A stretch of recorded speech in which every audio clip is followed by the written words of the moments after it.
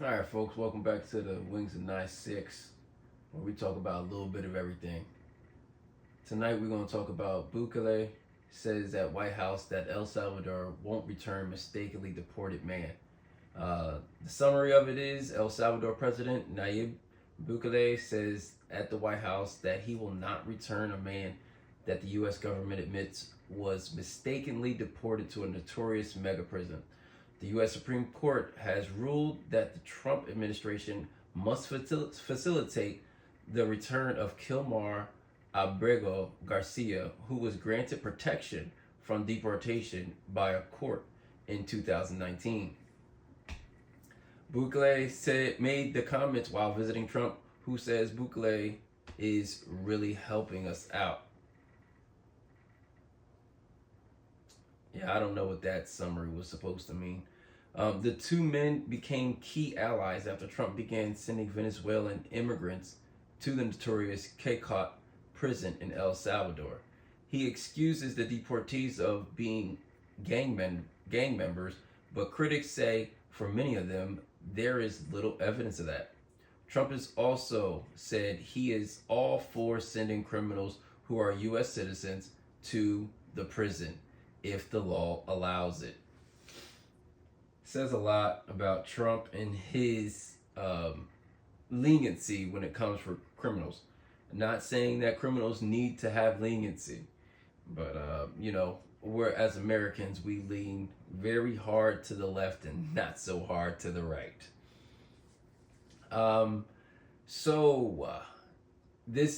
This reporter says that in his latest meeting with foreign leader, U.S. President Donald Trump welcomed El Salvador's President Nayib Bukele to the White House in Washington, D.C. today.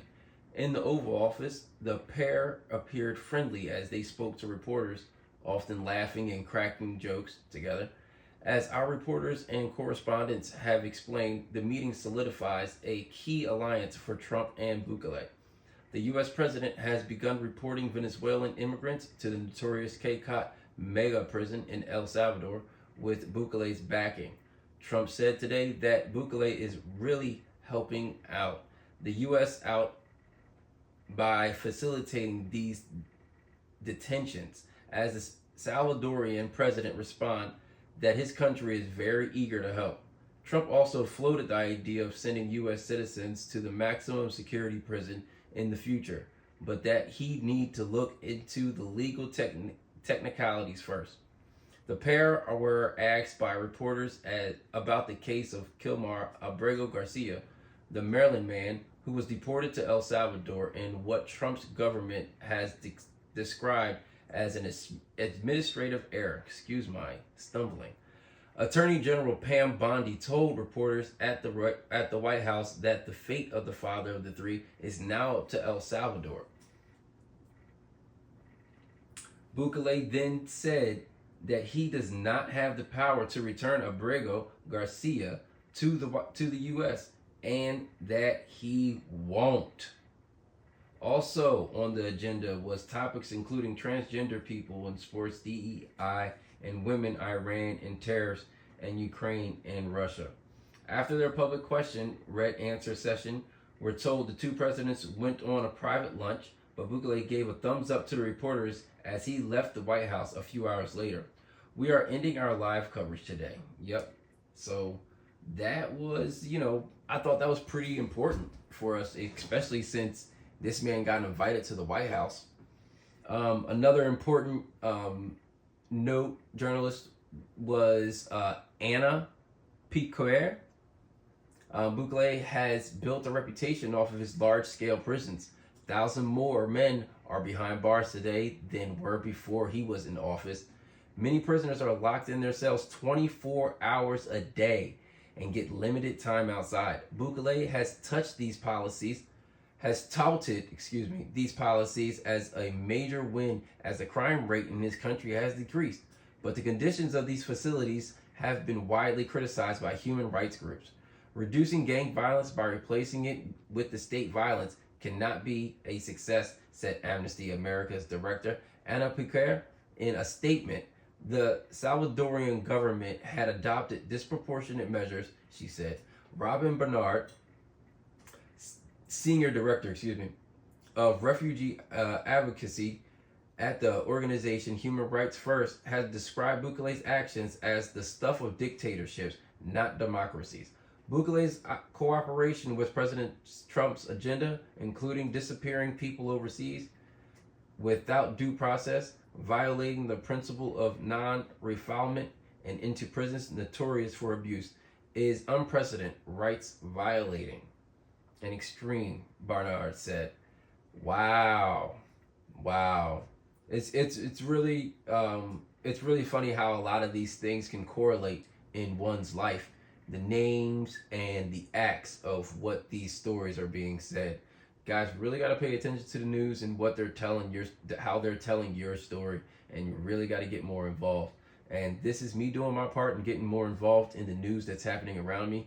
I believe, in my opinion, that is my opinion, what I believe. If these people are really as bad as they state that they are and have committed such heinous crimes, they should be wherever that their president deems that they should be. As long as they have committed those outlandish crimes against others in their community, however they believe that they should handle their own people, I believe that's what they should do.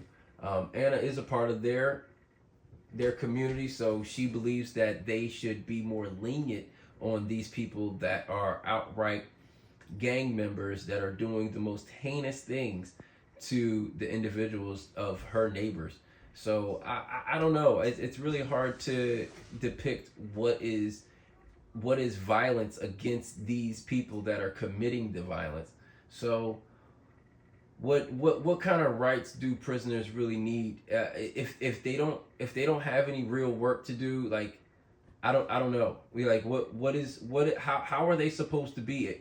Venezuela is not even that big of a space, so they really don't have that much space to provide those people with those types of amenities to entertain them like they would in an American prison, or if they would over in the prisons over in Eastern Europe.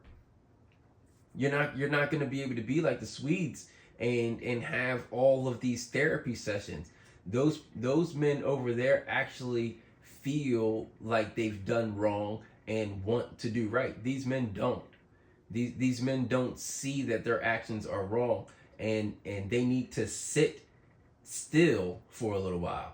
And I believe that what this president is doing to those prisoners is actually the right thing to do. These men need to sit still for a little bit, and if it takes for them to sit still in a group of them and realize that they're not necessarily fit to be a part of that group and to be a part of all that, then at the end of their time, whenever that will be for that individual, they will make the proper moves in order to do so. These are things that everybody is dealing with. I'm dealing with it as well. I've done some things in my past that I regret, and I'm being punished for it as well. And there are going to be people around you in that environment that are always going to remind you of the things that you've done, and you're going to always have to stand strong.